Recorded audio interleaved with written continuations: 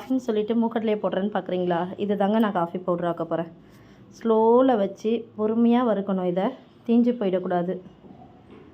இதை நல்லா பொறுமையாக வறுத்ததுக்கப்புறமா நல்லா வறுக்கணுங்க. அவ்வளோதான். இந்த இது வந்ததுக்கப்புறமா நம்ம மிக்ஸி ஜாரில் சூட்டோடையே கொட்டி அப்படியே அரைச்சிக்கணும்.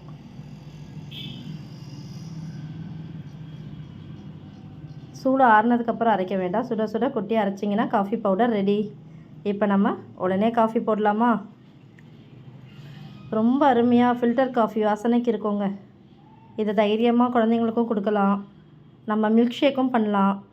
குழந்தைங்களுக்கு கொடுக்குறீங்கன்னா தேங்காய் பால் சேர்த்து ஃப்ரிட்ஜில் வச்சு கொடுங்க. இப்போ நம்ம இது சுட சுட காஃபி குடிக்க போகிறோம்.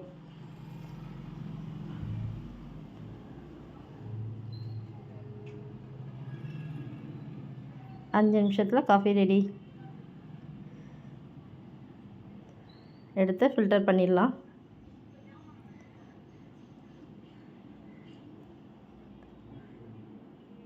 மில்க் ஷேக் மாதிரியே இருக்கும் தேங்காய் பாலில் கொடுத்தீங்கன்னா.